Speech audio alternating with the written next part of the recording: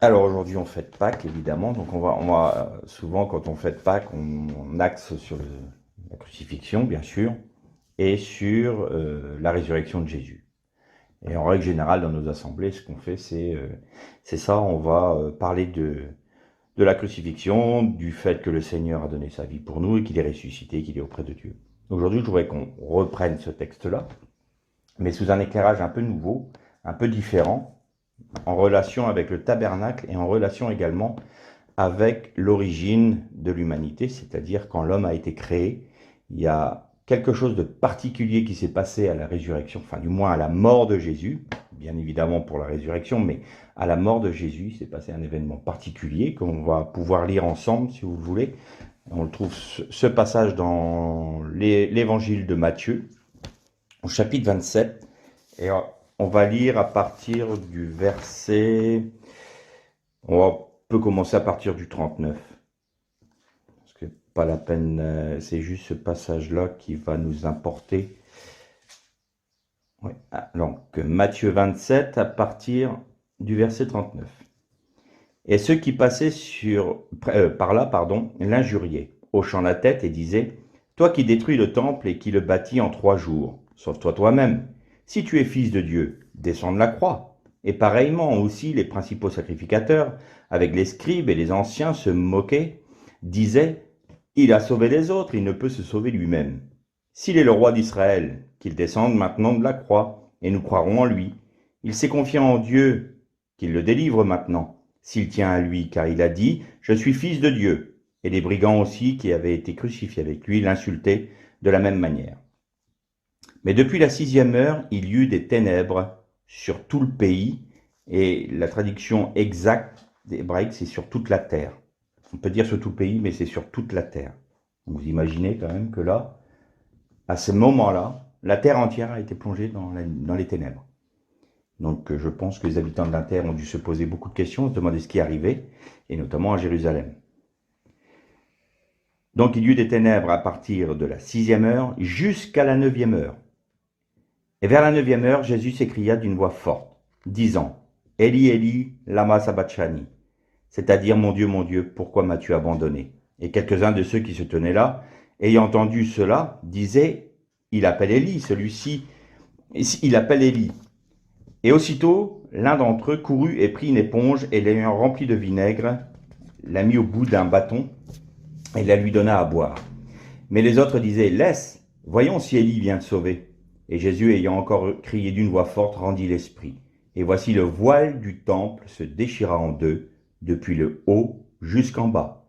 Et la terre trembla, et les rochers se fendirent, et les sépulcres s'ouvrirent, et beaucoup de corps des saints endormis, c'est-à-dire morts, ressuscitèrent, et étant sortis de leurs tombeaux, ils entrèrent dans la ville sainte et apparurent à plusieurs. On arrêtera là notre lecture.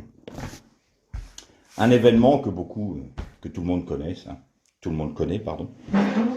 L'événement où Jésus donne sa vie pour nous, il meurt sur la croix pour nous, et il y a ce passage particulier du fait que la terre est plongée dans les ténèbres, que la terre tremble, que les rochers se brisent, se fendent en deux et que les sépulcres s'ouvrent. Et, chose importante parmi les plus importantes, le voile du temple qui se déchire. Donc là, ça nous ramène dans ce sacrifice de Jésus à ce qu'il a accompli, c'est-à-dire il est l'accomplissement, lui, l'incarnation de toutes les fêtes juives, premièrement. Il y avait 7 fêtes juives, vous savez, avec Rosh Hashanah, Sukkot, Yom Kippour, Passah, et toutes les autres, fête des trompettes, fête des tentes, vous connaissez les fêtes juives. Et il est l'accomplissement parfait de tout ce que représente le tabernacle ou le temple. Et donc, quand Dieu a donné l'ordre à Moïse de construire le temple, humainement, on aurait pu penser qu'il parte du principe qu'on rentre dans le tabernacle, c'est-à-dire qu'on rentre par le parvis. Donc, la logique était, on construit le parvis, on construit le lieu saint et le saint des saints, et tous les ustensiles au fur et à mesure. Et non. Et si vous lisez bien vous pouvez trouver ça dans le livre de l'Exode à partir du chapitre 25, ben vous verrez que Dieu commande à Moïse de construire le temple par l'arche d'alliance. C'est de là que ça démarre. Il ne demande pas de bâtir le parvis. Il part du cœur du tabernacle pour aller vers l'extérieur. C'est comme si Dieu voulait dire aux hommes, et c'était ce que voulait dire Dieu aux hommes, ce n'est pas l'homme qui va pouvoir m'atteindre par ses propres forces. Je veux que vous bâtissiez le tabernacle qui est le symbole de ce que je suis et de mon œuvre, à partir de ce qui le représente au cœur même. C'est-à-dire que toute la puissance de Dieu résidait sur ce qu'on va voir tout à l'heure ensemble, sur le couvercle de l'arche d'alliance, qu'on appelle en hébreu le caporet. Et donc, quand il y avait la nuée, quand il y avait la colonne de feu, c'était sur le couvercle, le caporet, entre les deux chérubins. Et donc la puissance de Dieu était là. Et Dieu part toujours de là, en disant, attention, tout procède de moi. Toute l'œuvre auquel vous allez être confronté en entrant dans le tabernacle vient de moi, procède de moi, et c'est moi qui, en me révélant, peux vous donner la possibilité de m'atteindre. Et ça, c'est une chose extrêmement importante. Parce qu'autrement, il faut savoir que dans la Torah, dans la Bible, il n'y a pas un mot. Plus je l'étudie, plus je constate qu'il n'y a pas un mot, une virgule, une lettre qui est mise par hasard. C'est très surprenant. On en a parlé l'autre jour, quelque chose qui nous a stupéfiés, c'est ce fameux linge qui a été mis sur le visage de Jésus quand il a été mis au tombeau. Et c'est le seul linge qu'on a vu plié et rangé de côté. Et je vous avais expliqué que dans la tradition juive de l'époque, le maître, quand il mangeait, s'il retirait sa serviette, ça voulait dire qu'il quittait la table définitivement et que le serviteur pouvait débarrasser la table. Et que si jamais il mettait sa serviette pliée à côté de son assiette ou de son plat, cela voulait dire « je reviens bientôt, ne débarrassez pas ». Eh bien, c'est ce que ça expliquait. Jésus nous disait, en quelque sorte, « je reviens bientôt ». Le linge était plié. Donc, vous voyez, il n'y a pas de petits détails dans la Torah, ni dans la Bible. Il n'y a pas un iota qui est mis de côté, j'ai envie de dire, si je peux m'exprimer ainsi. Et donc, Dieu a demandé à créer d'abord l'arche d'alliance. L'arche d'alliance, en hébreu, ça se dit Aaron. Aaron, ça va pouvoir vous surprendre, c'est cercueil en fait. Ça peut exprimer une armoire, un coffre, mais quand Joseph est mort en Égypte, il est dit, ils le mirent dans un cercueil et l'ensevelirent, ils le mirent dans un Aaron, c'est le même terme. C'est un cercueil. Et d'ailleurs, c'était un coffre qui était rectangulaire. Et il était posé à même le sol, comme dans une sépulture en fait. Donc l'arche d'alliance était vraiment là, comme renfermant la réalité de la vie. Et ça serait un autre débat, mais une autre méditation où vous avez la verge d'Aaron qui a refleuri, donc d'un bâton mort, la vie est revenue. Vous aviez la manne, le pain descendu des cieux, et vous aviez les dix commandements, les 2 tables de la loi. Et donc, cet aspect cercueil nous représente bien ce que Christ accomplit en termes d'œuvre, l'accomplissement, l'achèvement de son œuvre à la croix. Par sa mort, la vie renaît. La vie est à l'intérieur. C'est la verge d'Aaron. Mais je vous précise bien, c'est la verge d'Aaron, c'est-à-dire du premier, non, pas vraiment le premier, on va voir plus tard. C'est pas vraiment le premier. Souverain sacrificateur. Du moins le premier souverain sacrificateur du peuple hébreu. Et ensuite, vous avez un voile qui est devant. Alors, je ne vais pas vous parler des 2 autres premiers voiles, le voile du parvis et le voile du lieu saint. Il y aurait beaucoup de choses à dire. La seule chose que je veux mettre en exergue là, c'est que le 3e voile, celui qui sépare le lieu saint du saint des saints, n'a pas le même nom que les 2 autres. Les 2 autres, c'est le mot massar. Massar, ça veut dire voilé, hein, ou masqué. Et le 3e voile, s'appelle paroret. Alors ça peut paraître bizarre, c'est un nom étrange, mais si vous regardez caporette, donc le caporette, c'est le couvercle de l'arche, ce que nous, on appelle dans nos traductions le propitiatoire. Eh bien, caporette, c'est l'anagramme de parorette. Ou plutôt, parorette est l'anagramme de caporette. Ce qui veut dire que la réalité de l'arche d'alliance, du propitiatoire, est cachée dans ce voile.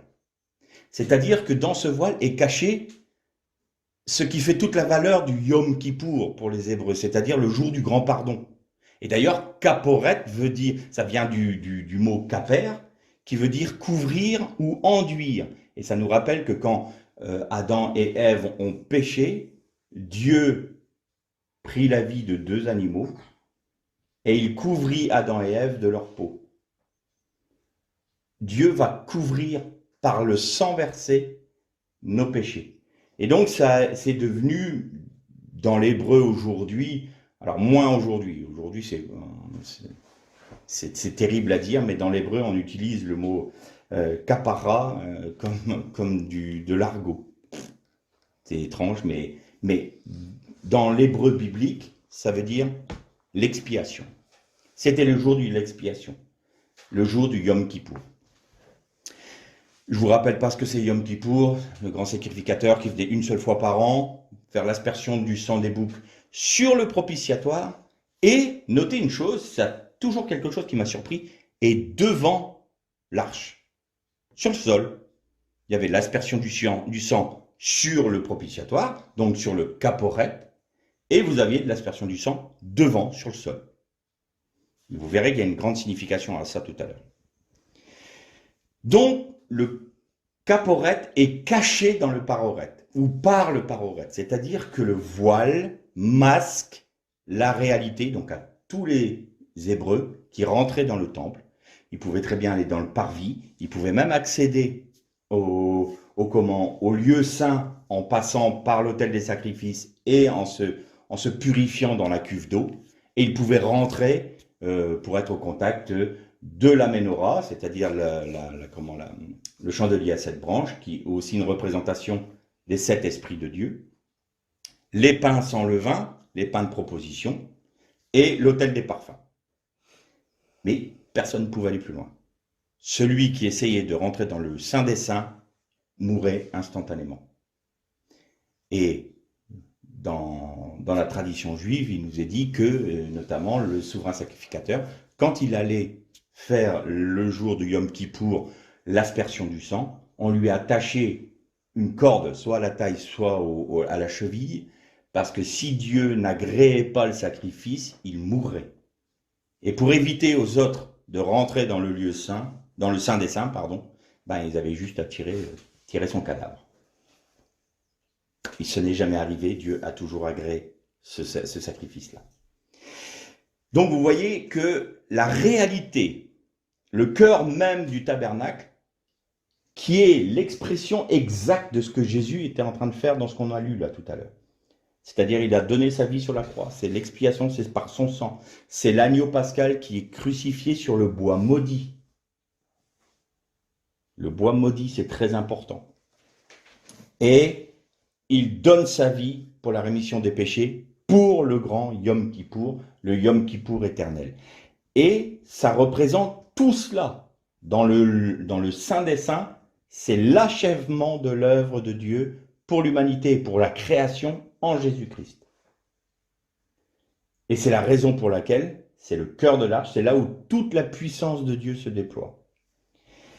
Mais il y a ce voile qui cache aux hommes et aux Juifs de l'époque la réalité de l'Arche d'Alliance. Alors maintenant, je voudrais qu'on fasse un parallèle, parce qu'on peut se dire, bon, très bien, c'est parfait, en Jésus-Christ, nous sommes sauvés, oui, on a accès au pardon de Dieu par le sacrifice de Jésus, mais là, tu nous parles du tabernacle, tu nous parles du temple, ça c'est typiquement hébraïque. C'était que pour les Hébreux. Alors, certes, ça a été donné aux Hébreux et ça leur appartient en vue de l'accomplissement du tabernacle en Jésus-Christ. Ce qui est très surprenant, c'est que les rabbins eux-mêmes disent, vous savez, quand vous étudiez vraiment profondément le tabernacle, eh bien, il est anthropomorphique. C'est-à-dire qu'il est, c'est pas un amalgame d'objets, de peau, de fin lin, d'or, d'argent. Non. Dans le texte, quand vous étudiez le texte de la Torah, ça ne nous parle pas d'un lieu, ça nous parle d'une personne. Les rabbins eux-mêmes le reconnaissent. Et là où c'est surprenant, c'est qu'ils sont capables de reconnaître ce grand mystère qu'il y a dans la Torah à travers l'œuvre du tabernacle, et de ne pas avoir compris qu'en Jésus-Christ, notamment avec le chapitre 53 d'Ésaïe, que et cette personne qu'ils entrevoient dans le tabernacle, ben c'est Jésus qui a accompli l'œuvre du tabernacle et toute leur fête. Mais on voit bien que là aussi, il y a un voile devant leurs yeux parce qu'il a plu à Dieu qu'ils aient part à la même grâce que nous. Donc il fallait qu'ils soient pour un temps mis parmi les rebelles comme nous l'étions par nature. Ça, c'est un autre mystère et une autre méditation qu'on pourrait avoir. Et donc, on peut se dire, bon, tabernacle, c'est exclusivement pour les Hébreux, donc je ne vois pas en quoi ça nous concerne. Eh bien, on va remonter plus loin encore. Je vous ai dit tout à l'heure que kaporet voulait dire couvrir, mais aussi enduire, mettre un enduit. Et quand vous regardez l'Arche d'Alliance, il y a de l'or à l'extérieur, c'est du bois de chittim. Le bois de chittim en hébreu, c'est le bois de la folie. C'est typiquement ça. Donc, ce que nous, dans notre traduction, on a traduit par bois d'acacia, c'est le bois de chittim. Et littéralement, chittim, c'est de la folie. Donc, du bois, etz chittim, bois de folie. Et donc, on voit que la folie de l'homme, mais aussi la folie de l'œuvre de la croix, c'est une folie pour nous et un scandale pour les Juifs, la croix. Eh bien, la folie de l'homme qui a rejeté Dieu, elle est couverte dehors et dedans par l'œuvre de Dieu. C'est l'or. L'or est toujours représentatif de l'œuvre de Dieu dans le tabernacle. Quand vous voyez de l'argent, le socle d'argent, c'est le rachat. Je vous dis, il n'y a pas de petits détails dans la Torah. Et donc, l'Arche d'Alliance est couverte dehors et dedans. C'est-à-dire que la grâce qui est faite à l'homme, il est non seulement couvert par la grâce de Dieu, mais même à l'intérieur, Dieu a accompli sa grâce. Tout ce qui est de l'intérieur de l'homme et de l'extérieur de l'homme est recouvert par la grâce de Dieu. Eh bien, repartons plus loin. Noé. On va me dire là, Noé, on ne peut pas dire que c'est un Hébreu. Noé n'était pas juif. Noé est celui à qui Dieu avait commandé de faire une arche. Alors, il y a un peu la même racine, mais ce n'est pas le même mot. Ce n'est pas le mot Aaron, bien sûr. C'est un bateau, c'est une embarcation. Mais vous notez une chose importante. Dieu commande à Noé d'enduire l'arche de poids, c'est le même mot que kaper, ou de bitume, kaper, à l'intérieur de l'arche et à l'extérieur de l'arche. C'est-à-dire que Noé devait enduire, devait kaper, couvrir l'arche dedans et dehors en vue d'échapper au jugement de Dieu.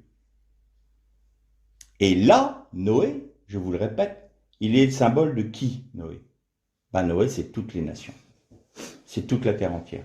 Pourquoi? Parce que vous aviez Japhet, vous aviez Cham et vous aviez Sem, ou Shem.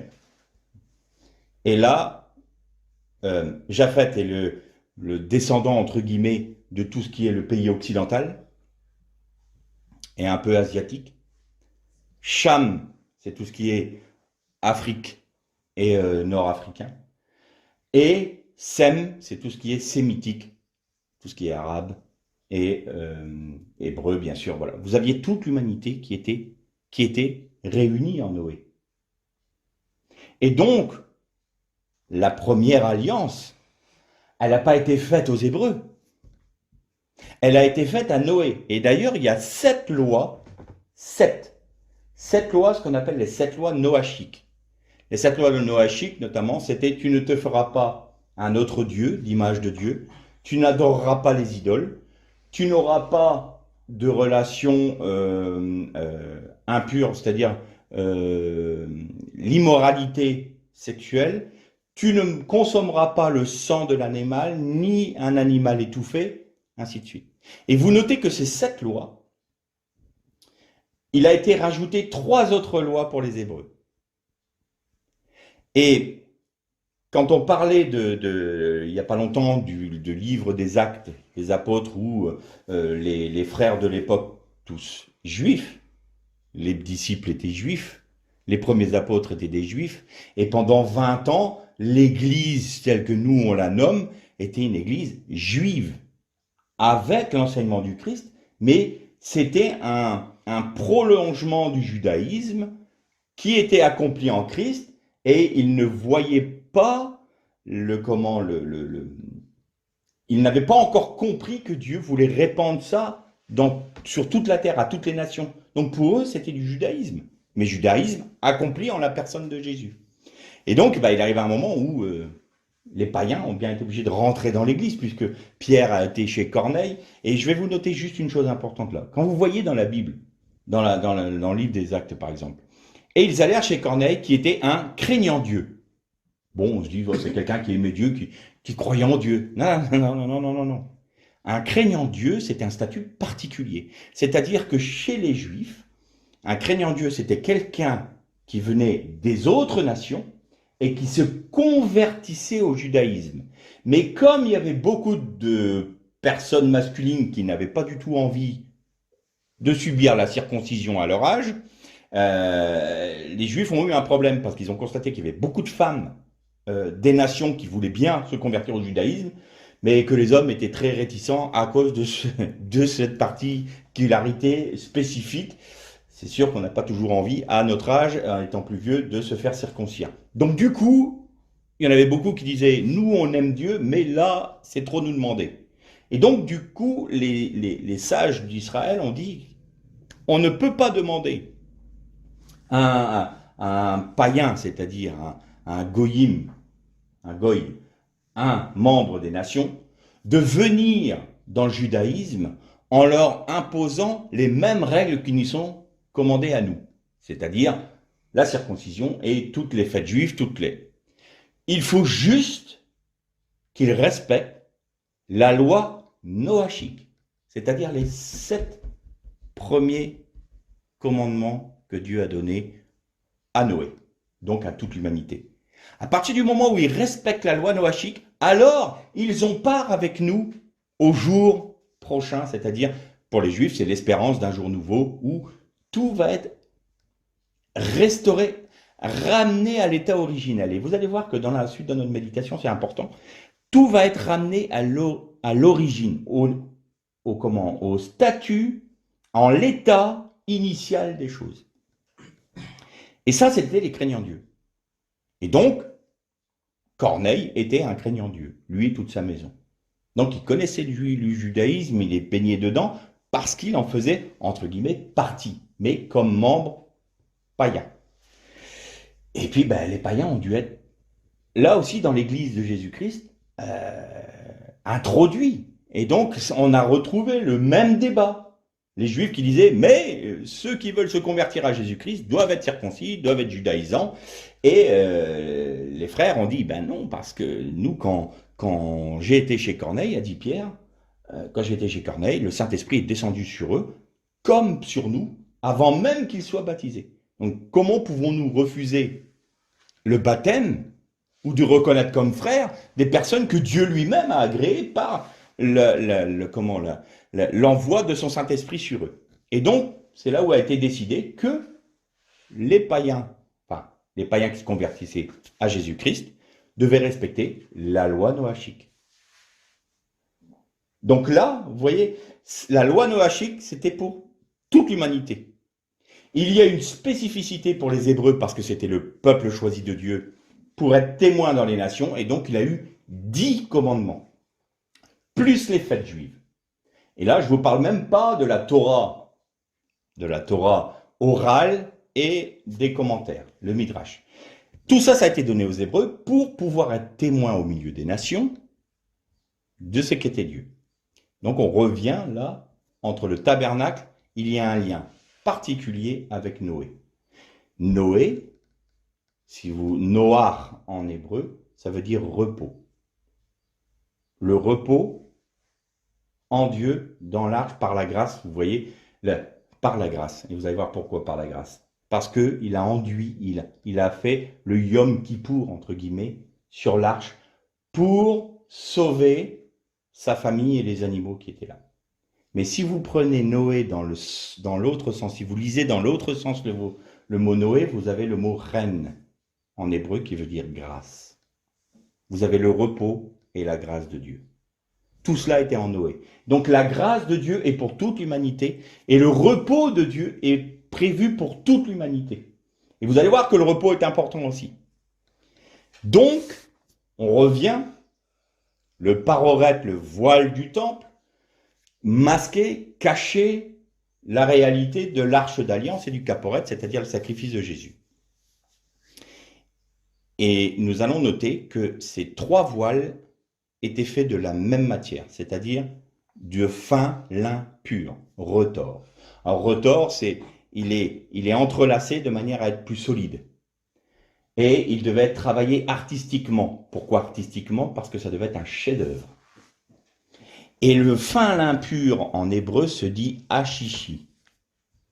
C'est le terme hébraïque. Et hashishi a pour racine shesh qui veut dire 6 ou 6e. Alors on va faire un bond un peu plus grand encore dans le passé et on va revenir au 6e jour de la création. Il est assez frappant de noter que dans la Torah, quand il est dit « ce fut le premier jour », et l'Éternel vit que cela était bon, ce fut le premier jour. Il simplement dit « Echad ». Echad, c'est premier jour, point. Vous avez le deuxième jour, le troisième jour, quatrième. Mais au 6e jour, c'est le seul jour où il est écrit comme ça. Littéralement, on devrait le traduire « ce fut le jour 6, le 6e ». Ce fut le jour 6, le 6e. Et donc les rabbins disent, si la Torah insiste comme ça, c'est pour ça Hashishi. C'est le jour 6, le 6e aussi. C'est un peu comme le fin lin retors, c'est de la même essence. Et donc les rabbins disent, pourquoi est-ce que c'est spécifique ce jour-là, où il est dit le 6e jour, le 6e, enfin le jour 6, le 6e, c'est parce que c'était le chef-d'œuvre de Dieu, de la création, c'était la création de l'homme. L'homme était le parachèvement de la création, il était fait à l'image de Dieu, il était la perfection de toute la création. Et là, vous retrouvez le fin lin retors, hashishi, de manière artistique, parce que ça devait être quelque chose, donc éminemment, le voile du temple est adamique. Il représente l'humanité, mais l'humanité sans péché.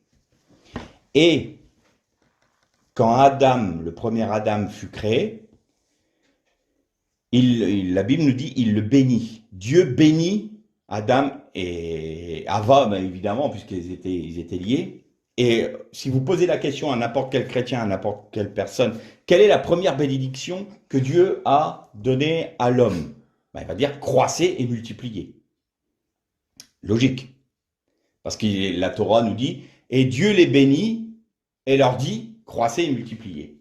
Sauf que les rabbins disent, non, ce n'est pas la première bénédiction. La première bénédiction réside dans le mot bénir. L'Éternel, Elohim, les bénit. Et c'est Elohim barar. Et barar veut dire, donne la capacité de s'agenouiller.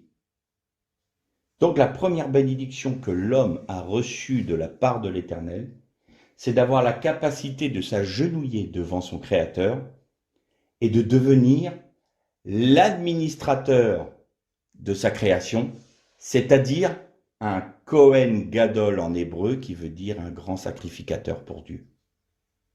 La bénédiction que Dieu a donnée à Adam, c'était de devenir le grand sacrificateur de Dieu pour toute la création. Et ça nous donne tout de suite un écho de l'Apocalypse qui nous dit « Il a fait de nous un royaume des sacrificateurs pour Dieu. » Vous voyez que la logique, là. Et donc, Le voile du temple représente tout ça. Et il y a un dernier élément. Alors, on pourrait parler des couleurs et des motifs. Il y avait la couleur pourpre, couleur cramoisie, couleur bleue. Alors, je survole juste parce que ça serait trop long. Le pourpre, c'est la royauté. Le cramoisi, c'est le sang. Et le bleu représente ce qui vient des cieux. On pourrait développer ça, mais c'est pas le sujet. Mais il y avait, ce qui est très important, il y avait deux chérubins, deux krourim dessus. Deux chérubins qui se faisaient face à face.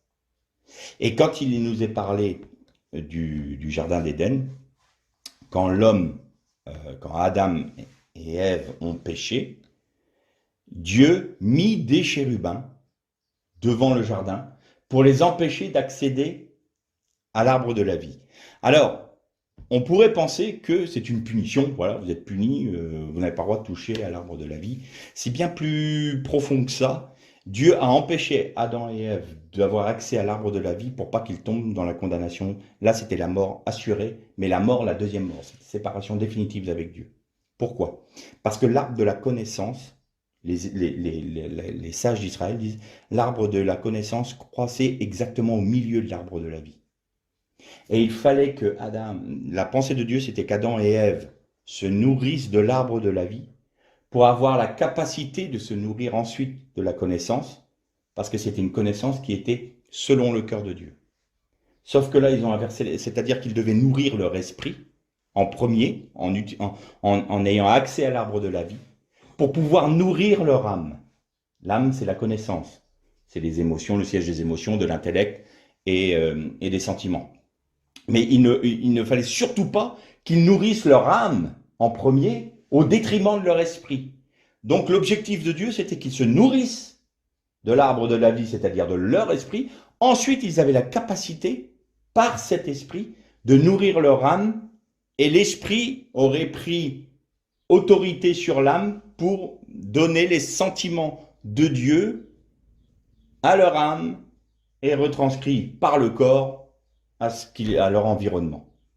Mais là, il y a eu une inversion qui s'est produite, c'est-à-dire que par le serpent ancien, Ève a été séduite et n'a pas pris de l'arbre de la vie, elle a été directement chercher le fruit de l'arbre de la connaissance, ce qui a fait que elle a nourri son âme, donc son intelligence, leurs yeux s'ouvrirent, mais en nourrissant son âme, elle a fait en sorte que l'âme prenne le pas sur l'esprit. Et aujourd'hui, vous notez que l'homme vit dans son âme, c'est-à-dire on va vivre de nos émotions, de nos sentiments, tout nourrit ça. Notre intellect, il faut avoir de la connaissance, ou alors il faut beaucoup d'émotions. Ah, moi j'aime quand ça fait de l'adrénaline. Voilà. Toutes les publicités que l'on connaît aujourd'hui, toutes les musiques que l'on connaît aujourd'hui, toutes les connaissances. Vous voyez que la connaissance nourrit une seule et même entité chez l'homme, c'est son âme. Et donc l'âme irrégénérée, étouffe l'esprit, et on n'a plus cet accès à Dieu. Donc le déséquilibre est né à ce moment-là.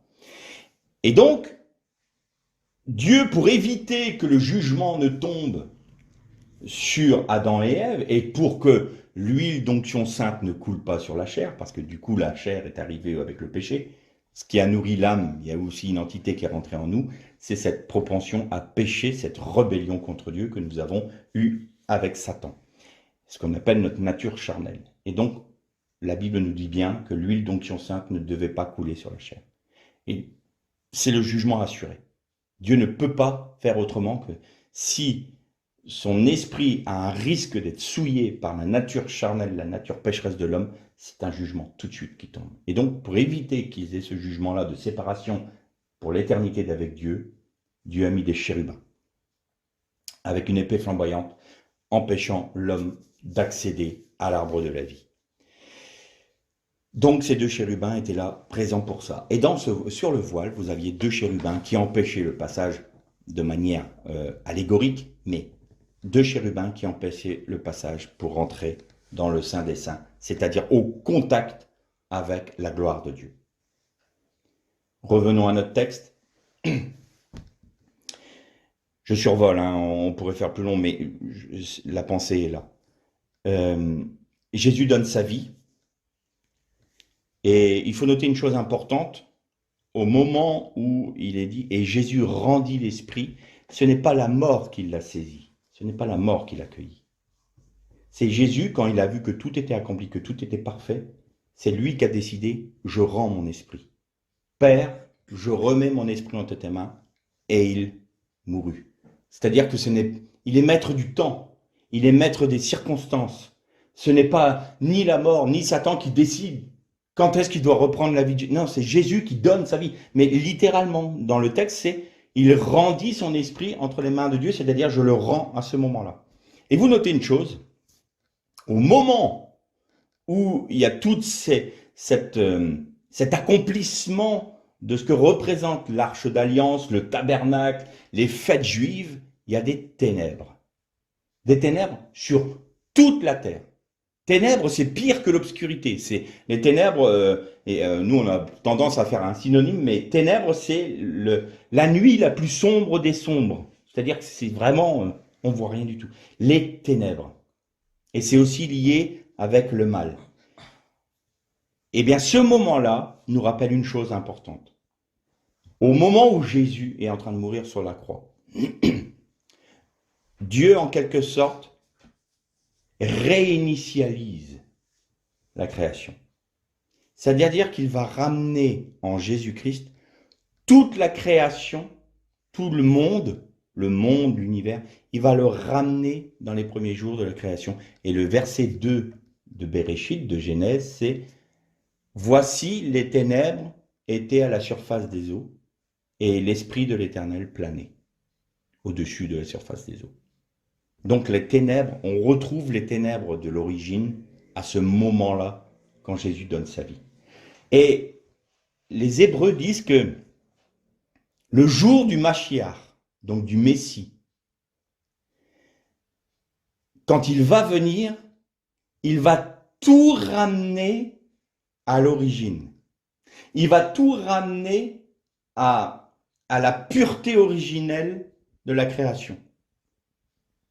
Eux-mêmes le reconnaissent. Ils ne reconnaissent pas Jésus comme étant le Messie, mais ils savent très bien, de par l'étude de la Torah, que le jour où le Messie va venir, c'est pour ramener toute la création à son origine. Et donc, à ce moment-là, en Jésus-Christ, Dieu, c'est comme s'il recrée, il nous recrée. Vous êtes une nouvelle création, nous dit la Bible. En Jésus-Christ, toutes choses sont devenues anciennes. Voici, le voici, c'est un moment. Voici, vous êtes une nouvelle création. Pas créature, création. Et donc, à ce moment-là des ténèbres, on est redevenu une nouvelle création en Jésus-Christ. Je passe rapidement sur l'aspect où la terre tremble. Pourquoi la terre tremble? C'est comme à Horeb. C'est comme au mont Sinaï. Quand Dieu se révèle, les Hébreux ont eu peur parce que la montagne fumait, elle tremblait, il y avait des grondements. C'est quand Dieu se révèle, il y a la puissance de Dieu qui est là. Et donc, à ce moment-là, il y avait toute la puissance de Dieu se déverser sur la création au moment de la mort de Jésus. Donc, la terre a tremblé parce que Dieu marquait de son sceau l'œuvre accomplie, l'achèvement de son œuvre en Jésus-Christ. Les rochers se sont ouverts, fendus. La terre, ça représente quoi? Le séjour des morts. Donc le séjour des morts n'a plus aucun droit sur ceux qui croient en Jésus. Il s'ouvre, il se fend, et les tombeaux s'ouvrent, et ils rendent à la vie ceux qui sont morts en étant saints, c'est-à-dire en étant fidèles à Dieu. La mort ne peut plus emprisonner ceux qui se confient en Dieu par le sacrifice de Jésus. Voilà ce que ça veut dire.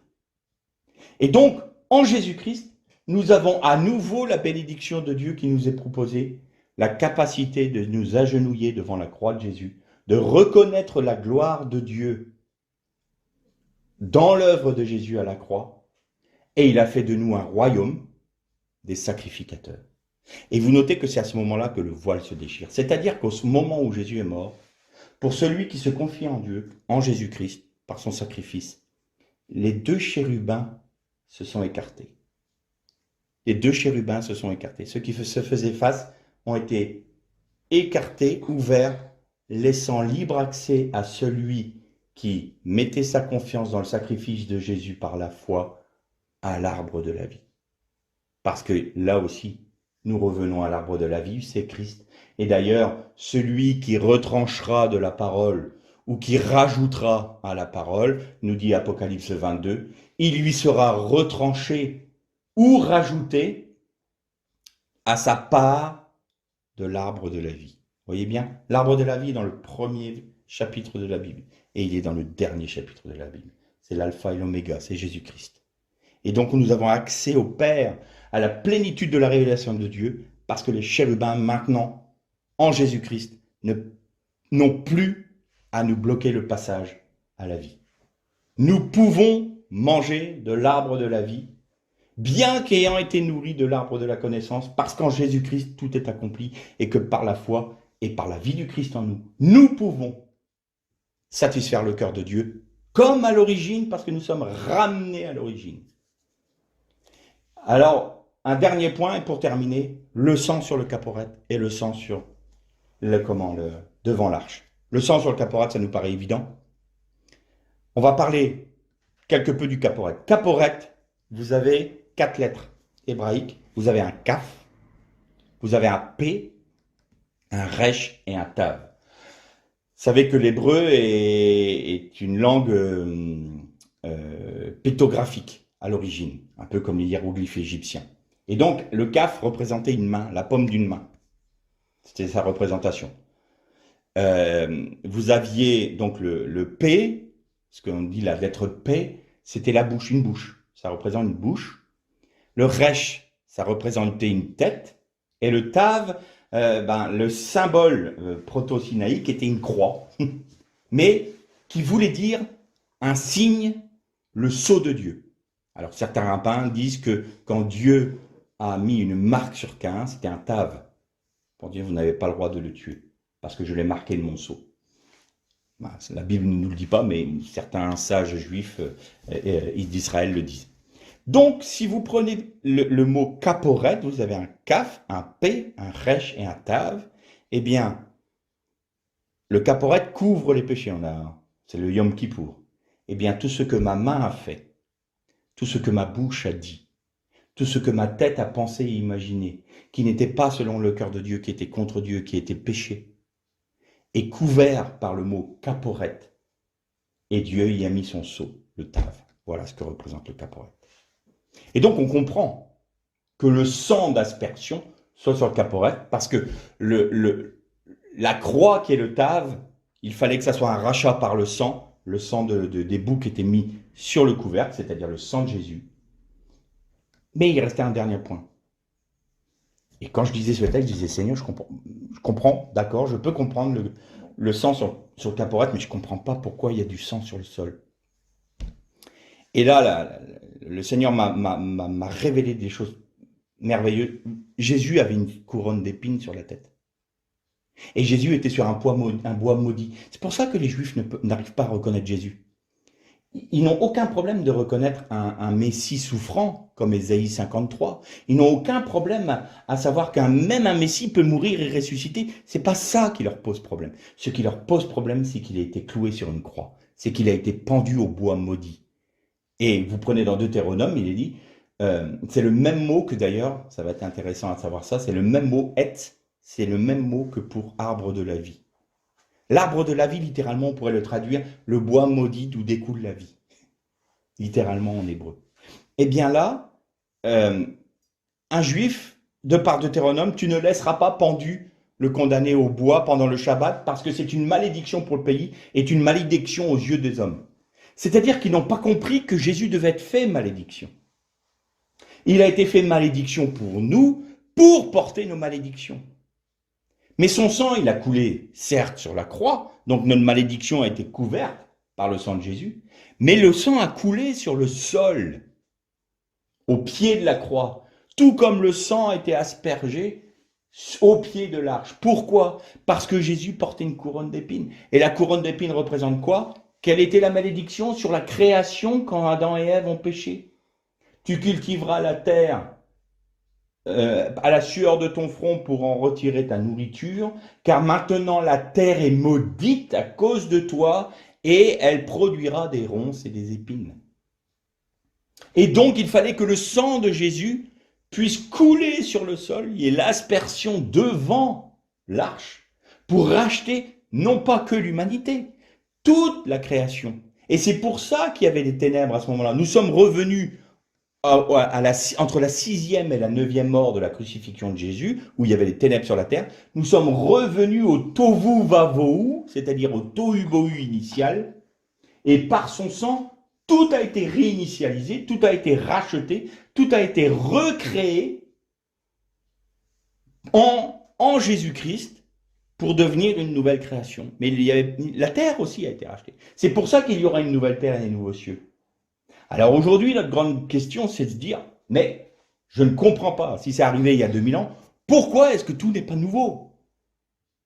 Parce que cette création-là, elle a été touchée, elle a été souillée, et donc elle va devoir s'effacer pour laisser place à la nouvelle, concrètement à la nouvelle création. Dans les cieux, tout est accompli. Sur le plan divin, tout est accompli. Mais là où nous avons une difficulté, nous les hommes, c'est que nous sommes soumis au temps. Chose que Dieu n'est pas, lui. Il est hors du temps. Le temps est une dimension. Vous savez que vous pouvez contracter ou étendre le temps. C'est pas une science exacte, le temps. C'est pas quelque chose d'immuable. Plus vous allez vite, plus le temps se contracte. Moins vous allez vite, plus le temps se dilate. C'est pour ça que si vous arrivez à voyager tout proche de la vitesse de la lumière, quelqu'un qui reste sur Terre va vieillir plus vite que quelqu'un qui va faire le tour et revenir sur la Terre. Vous prenez deux jumeaux, il y en a un, il va prendre 10 ans, et celui qui est sur la Terre aura pris 10 ans dans la vue, pardonnez-moi l'expression, et celui qui va revenir, c'est comme s'il avait perdu quelques mois. Le temps n'est pas quelque chose d'immuable, avec la théorie d'Einstein, la relativité restreinte et la relativité générale nous en parlent. Mais nous sommes soumis au temps. Et c'est ça notre difficulté. On ne comprend pas pourquoi ce n'est pas fait, parce qu'on a toujours un raisonnement de temps. Et le temps induit forcément une cause, un effet. Pas pour Dieu. Pour Dieu, tout est accompli en Jésus-Christ. Mais il faut que ça trouve son application sur la terre, pour nous, dans le temps, parce que nous y sommes soumis. Un jour, nous n'y serons plus soumis au temps. Mais dans l'immédiat, nous y sommes. Et c'est la raison pour laquelle, dans le Notre Père, le Seigneur Jésus nous disait, priez ainsi, que ton nom soit sanctifié, on reconnaît Dieu, que ton règne vienne, donc que ton règne vienne, c'est un futur, mais pour Dieu, le règne est déjà là. Et que ta volonté soit faite sur la terre comme elle l'est déjà dans les cieux. C'est ça le texte initial. C'est-à-dire que Jésus dit, attention, vous êtes encore soumis au temps, donc il y a cette notion de cause et effet. Si la prophétie tarde, attends-la. Ben oui, parce qu'il est dans notre dimension. Mais nous pouvons déjà d'ores et déjà, nous réclamer des promesses de Dieu en Jésus-Christ, parce que ce qui est fait dans les cieux peut être accompli sur la terre. Et notre prière, nous devons toujours nous voir, il faut qu'on nous voie dans les cieux. Nous sommes en Christ dans les cieux. Si nous prions de la terre vers le ciel, c'est que nous restons dans notre dimension. La vie de l'esprit, c'est de sortir de la dimension du temps, de se mettre sur le plan de Dieu en Jésus-Christ pour réclamer sa volonté sur la terre. C'est ça que ça veut dire. Et c'est ça, cette notion de temps que nous pouvons discerner, et des choses qui ne se mettent pas en place tout de suite ou avec difficulté, parce qu'il y a un combat aujourd'hui dans les cieux qui n'est pas pour les cieux, c'est un combat qui est pour la terre. L'enjeu, c'est la terre. L'enjeu, c'est l'humanité actuelle qui a un avenir dans les nouveaux cieux et la nouvelle terre. Mais au niveau des cieux, tout est fait, tout est accompli. Devant Dieu, tout est parfait. Le combat qu'il y a dans les cieux, le combat spirituel, a pour enjeu seulement la terre. Actuelle, je dis bien. Et notre vie. Et donc nous, la prière de l'Église, de l'épouse du Christ, doit être « Seigneur, que ta volonté se fasse. Agis en nous, à travers nous, par nous, pour établir ton règne sur la terre. » C'est-à-dire qu'il y a un moment où Jésus va revenir et pendant 1000 ans, il va régner sur la terre. C'est selon le cœur de Dieu. Mais la terre et le ciel, c'est comme nous. Notre corps, là, est appelé à être à repartir en poussière. Ou pour ceux qui connaîtront l'enlèvement, il va être transformé en un clin d'œil. Il va devoir revêtir son immortalité. Et on va devoir revêtir notre corps, je dirais notre corps normal, celui qui n'est pas souillé par le péché. Mais comme nous avons été touchés par le péché, la chair ne peut pas toucher l'huile d'onction sainte. Donc, il faut que ça s'efface. Et la terre a trop été touchée par la malédiction. Il faut qu'elle disparaisse. Elle est réservée pour le feu. Et après, il y aura les nouveaux cieux et la nouvelle terre. Et ceux de cette dispensation-là qui auront cru en Jésus-Christ régneront et seront sur les nouveaux cieux et la nouvelle terre. Il y aura ce que le Seigneur a voulu dès l'origine.